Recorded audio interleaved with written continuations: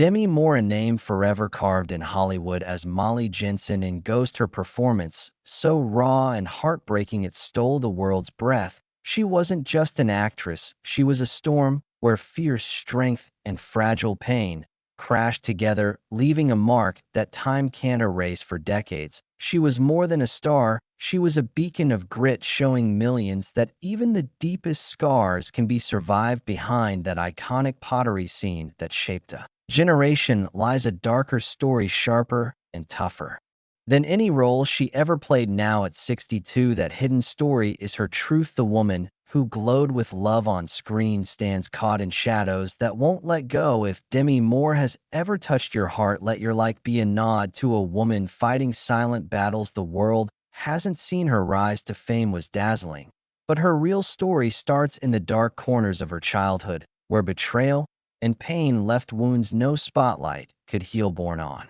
November 11th, 1962, in Roswell, New Mexico, a place of strange tales, none as cruel as her own. Before she even took her first breath, her father walked away, leaving a hole no one could fill. Her early years weren't soft or safe, they were jagged chaos. Her young mother, lost in alcohol and despair, dragged Demi through a life where comfort was a stranger. By 14, she'd been pulled through over 30 homes, a restless ghost, never staying long enough to call any place hers.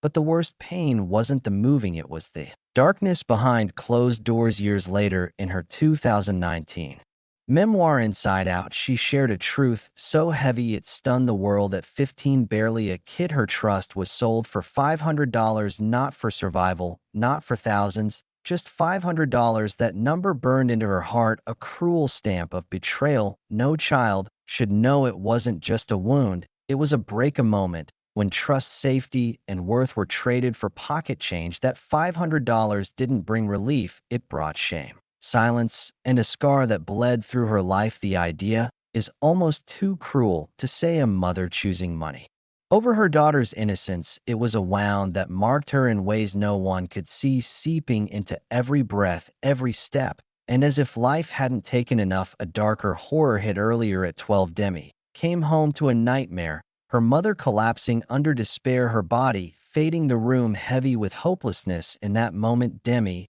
wasn't a kid anymore. She was a rescuer, with shaking hands and frozen tears, fighting to save her mother while her stepfather held her steady. That night wasn't a memory, it was the death of her childhood. Demi later said it was the exact second her innocence ended, not slowly, but all at once, like a door slamming on every hope she might have had. No kid should fall asleep with fear as their lullaby, but Demi did. No kid should wonder if love and pain are the same, but for her, they were. Her silence became armor, her smile a mask, the only tool she had to survive a world that showed no kindness. What she faced would have broken most, but Demi refused to let it destroy her. She carried the pain, buried it, and from those ashes started rebuilding. Because when no one came to save her, Demi learned the hardest truth: she'd have to save herself. Surviving wasn't enough for Demi Moore. Just existing without purpose felt like a cage. She wasn't fighting to make it through a day, she was clawing for something to make her pain mean something, a spark strong enough to pull her from the shadows that stole her youth. That spark came not from comfort, but from a chance, a shot to leave her broken childhood behind and chase a future that once felt impossible. By 1978, at 16, she turned her back on school and teenage dreams, the weight of her trauma too heavy to sit in classrooms pretending to be just another girl. She wasn't. She was a survivor wearing years that weren't hers. So she chose freedom, stepping into a world harsher than any teen should face. With nothing but grit, she took any job to stay alive, modeling, waitressing, even debt collecting, trading youth for survival. Every dollar came at a cost. Each paycheck felt less like freedom and more like a price to keep despair away. School, a dream for most, was out of reach for her, replaced by the urgent need for rent, food, a roof that might not last another month. But freedom brought new weight. In 1979, at 17, she married rock musician Freddie Moore, a name she'd carry long after their bond broke. It wasn't love or passion, it was escape, a desperate need to outrun her ghosts and the pain of a shattered home. Freddie wasn't just a husband. He was a way out, but she soon learned a brutal truth: you can change your name or your life, but the wounds in your soul don't leave so easily. The marriage lasted for years, ending in 1983, but its lessons stayed forever. Demi later said she never felt like a bride, just a runaway. That time taught her love built on escape is fragile, and running from pain doesn't mean leaving it behind. It was a scar that shaped how she saw love, trust, and closeness for years to come. Yet, as she wrestled with her past and tried to piece together her broken youth, a new door opened. A chance she'd ached for, proof she could be more than the broken girl life tried to erase. In 1981, at 19, she landed her first real role as Jackie Templeton on General Hospital. She didn't just get the part, she fought for it, beating out thousands for $750 an episode. The money was small, but to Demi, it was everything. For the first time, she was valued for talent, not just survival. It was the start of a career that hinted at redemption, but under the studio lights, her inner storm raged. Hollywood saw her, but the old pain, the unhealed scars, didn't fade. So she turned to alcohol and drugs to cope, slipping into dark habits that offered quick escape. Addiction wasn't weakness, it was her way to quiet a pain that wouldn't stop. By 1985, on the set of St. Elmo's Fire, that pain nearly took everything, playing a role that echoed her own chaos. The line between acting and reality blurred. Director Joel Schumacher saw her talent and her danger and gave her a stark choice: get sober or lose the role. It wasn't a threat, it was a lifeline. Years later, Demi would call it the first time someone believed she was worth saving. Joel got her help, kept her close, guided her from dark places to the first steps of sobriety. At 23, she fought entering rehab with pure will and the rare support of those who wouldn't let her fall. She rebuilt step by step each day, proof there was something in her worth saving. When St. Elmo's Fire wrapped, she hadn't just survived. She'd crossed a line, emerging as part of Hollywood's young stars. The Brat Pack with Rob Lowe, Ali Sheedy, and Judd Nelson. The label annoyed them, but it marked them as the bright, troubled faces of a generation, their early fame mirroring the chaos that shaped their youth. In 1990, at 28, Demi's life changed forever with Ghost, a $22 million film that exploded into a $505 million global hit, the top movie of that year. But numbers don't tell the real story. Her performance as Molly Jensen wasn't just acting, it was raw love, grief, and loss, so honest it broke hearts worldwide. The Pottery Scene with Patrick Swayze wasn't just film, it was a heartbeat, a timeless symbol of love and longing etched in everyone's memory in that moment. Demi didn't just play Molly, she lived the ache of holding on to love as it faded, a truth so deep it felt like she poured her own scars into the role. Her bold short haircut, copied by women everywhere, wasn't just style, it was defiance. Acclaim that she'd risen from her broken youth, scarred, but strong, her own identity undeniable. For the first time, she wasn't just surviving, she was soaring, carrying every wound, yet shining with a strength that made the world believe in resilience. Ghost didn't just make Demi Moore a star, it carved her name into cinema's core, turning her into a symbol of triumph born from pain, proof that beauty shines brightest from the darkest places. In 1990, as Ghost made Demi a legend, and Bruce Willis ruled with Die Hard 2, Hollywood saw the impossible. Two stars, husband and wife, at the top. Magazines called them royalty. Red carpets froze for their smiles. The world thought they had it all. She raw and radiant, he bold and steady. Their chemistry felt like fate for a moment. They were untouchable, a dream where love and success fit perfectly, but perfection is a lie. What the world saw as flawless was already cracking behind the flash. Their home told a different story. Laughter faded, hugs grew short, two huge careers pulling at the same fragile thread. Their story started in 1987, not with calm, but with risk. Demi, 25, and engaged to Emilio Estevez, felt a pull to Bruce she couldn't explain. Within 4 months, on November 21st, 1987, in the roar of a Las Vegas boxing match, Bruce proposed. It was wild, impulsive, electric, and Demi said yes. Their wedding came fast, a bond built on passion not planned. Soon their family grew. Rumor in 1988 Scout, in 1991 Tallulah, in 1994 To the World. They were golden blockbusters, three daughters, a fairy tale life. But behind the photos was a hidden fight. Bruce wanted a steady wife to ground their girls. Demi, fresh off Ghost's Wind Burned, to prove herself in an industry that once called her weak. Their love was real, but haunted her old scars, whispering his frustration growing as closeness turned to distance. Fame gave them everything, but took their peace. By the mid-1990s, The Cracks showed long shoots far away. Hotels nights apart widened the gap. Demi carried her past, ghosts, wounds. No love could fully quiet. Bruce fought to be both action hero and husband, watching his marriage slip. The irony was cruel. The louder the world cheered, the lonelier their home got. What started as a wild romance became two lives running side by side, held together by their girls but split by dreams pulling them apart. Demi later said she came home from sets drowning in guilt, torn between being the mom her daughters needed and the actress Hollywood demanded. Bruce loved his family,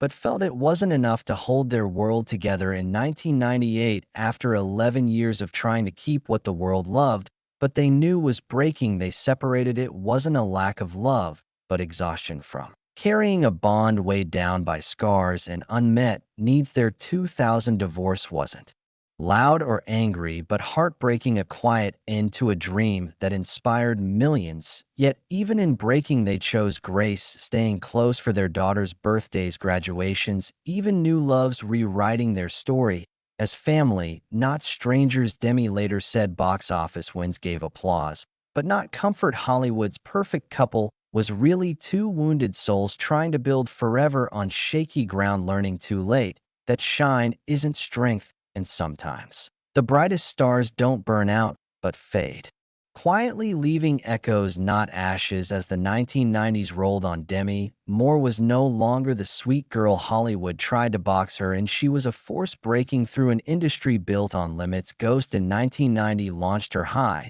but for Demi, applause wasn't enough. At 28, carrying her past scars and the fire of someone who'd survived too much, she was restless. She wanted roles that shook things up, that forced people to face their own unease, that proved a woman could be more than a sidekick in a man's story. But in Hollywood, every bold move had a cost. Every step toward freedom came with backlash waiting. In 1992, at 30, she stood tall with Tom Cruise and Jack Nicholson in A Few Good Men as Lieutenant Commander Joan Galloway, not a wife or lover, but the moral backbone in a room of men, fierce and unafraid. The film made over $243 million, and Demi proved she was more than a pretty face. But even as critics cheered, she knew this win was just a start. The higher she climbed, the harder the fall. In 1993, at 31, she took on Diana Murphy in Indecent Proposal, $1 million for one night, a simple idea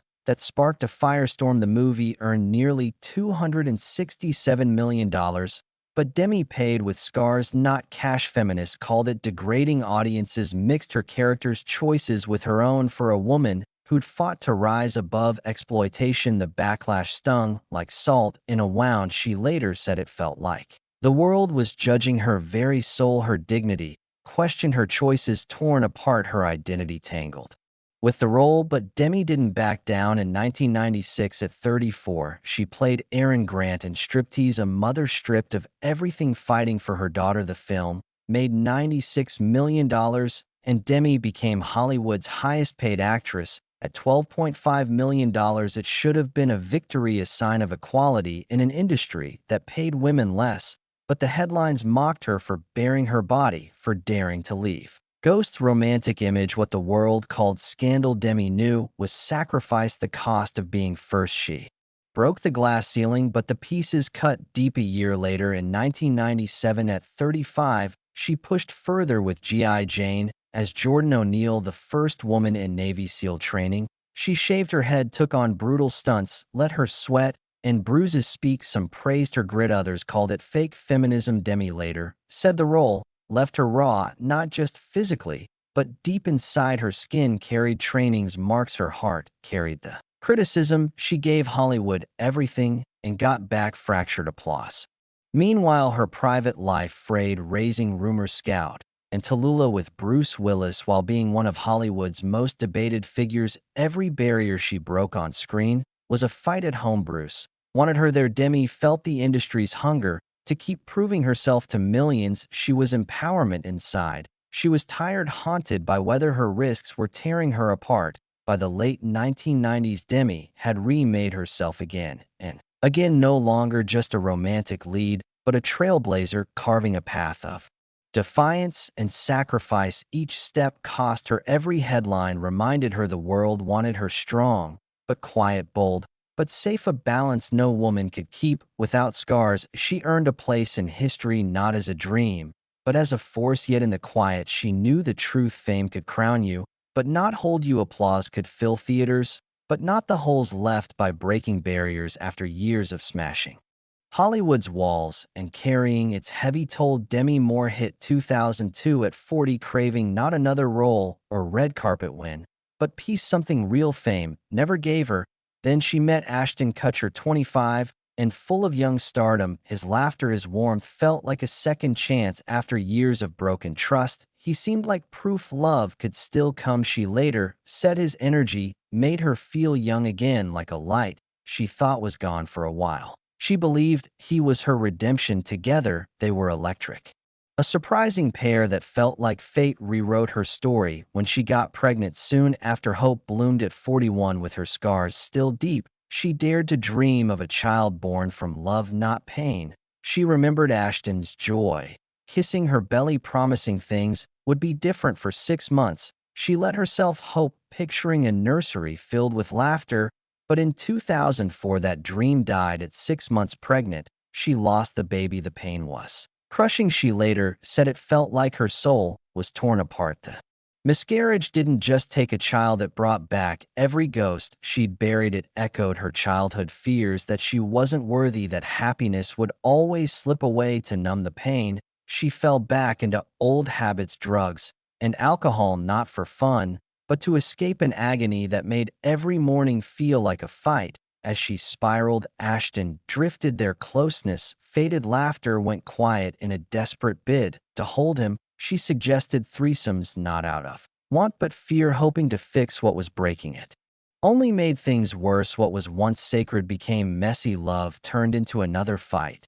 Then came the betrayal that cut deeper than any childhood wound. In 2011, she learned of Ashton's cheating, not from him, but a cold Google alert on her phone. He'd cheated twice. The shock was like a blade to her chest, breaking not just her marriage, but her faith in love, trust herself. In that moment, the dream of growing old together, raising a child, fell apart. Their bed, once warm, went cold. Nights once full of laughter now choked with silence. For Demi, it wasn't just betrayal, it was destruction. She tried to understand, but every question deepened her pain. How could this happen? Had she not given everything? Her love, her trust, her sacrifices. Was she doomed to be left? No matter how hard she tried to be enough, she mourned not just the child she lost, but the woman she thought she could be with. Ashton, the hopeful version of herself, who dared to believe again. Even when Ashton stayed, physically the marriage was gone. The man she saw as her safe place became a stranger. Their home a stage for nightly heartbreak. By 2013, when the marriage ended, Demi stood in ruins, carrying scars deeper than any before the miscarriage. The compromises, the betrayal tore her heart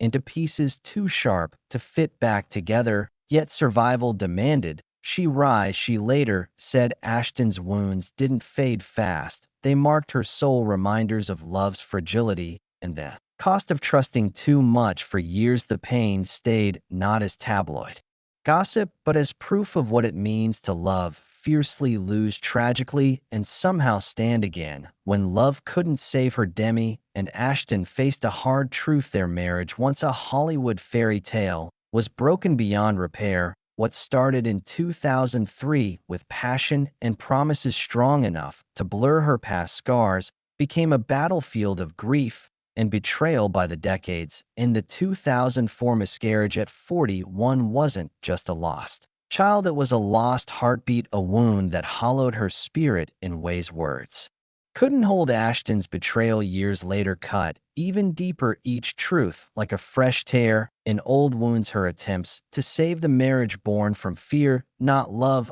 only broke them more. By 2011, at 49, Demi stood at the edge of a dark void no devotion could fill. On November 23rd, 2011, when she announced their separation, it wasn't just a marriage's end, it was the death of a dream she'd held tightly, a hope she thought could heal her childhood pain. She'd told herself this love was her answer, but it unraveled, undone by tragedy and betrayal. The miscarriage stole her belief in second chances. Ashton's cheating confirmed her oldest fears that even giving everything wasn't enough. She didn't just lose a husband, she lost the fragile worth she'd built. The betrayal was like a mirror, shattering every piece, showing the doubts she'd carried since childhood, that she was unworthy, that joy wasn't hers, that love always ended and lost. The divorce wasn't quick or kind. It dragged nearly 2 years, ending in 2013 when Demi was 51. Those years were a haze of headlines, court battles, and nights haunted by silence. What were once whispered promises became the cold quiet of an empty bed. Each news story, each reminder of the split, laid her pain bare for the world to pick apart.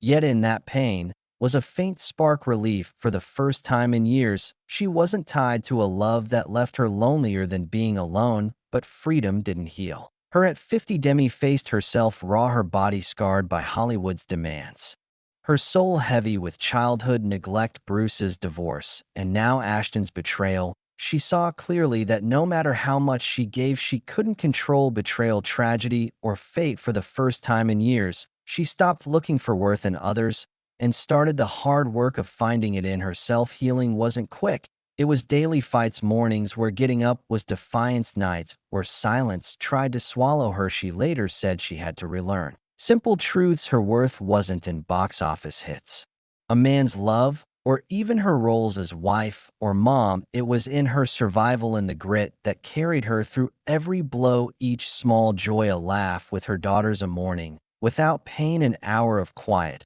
where she felt alive, became steps back to herself. The divorce wasn't just an end, it was a rebirth forged in fire. Demi wasn't just the woman broken by a marriage's fall. She was proof survival is its own victory. Her scars didn't vanish, they changed. No longer weakness, but signs of endurance and facing the loss of a love she thought would save her. Demi found something new, the strength to stand alone, the courage to heal on her terms, the will to write a future free from past pain. Demi faced storms her whole life, but the worst hit in the mid-2000s when the unthinkable became real. In 2004, at 41, 6 months pregnant with Ashton's child, she believed she'd hold a baby born from love, not struggle, but the miscarriage crushed that hope. It wasn't just a lost child, it was a lost dream, a future with Ashton gone. She later said it felt like her soul was ripped out, leaving a void no fame or money could fill. The loss cracked a marriage that once felt bright.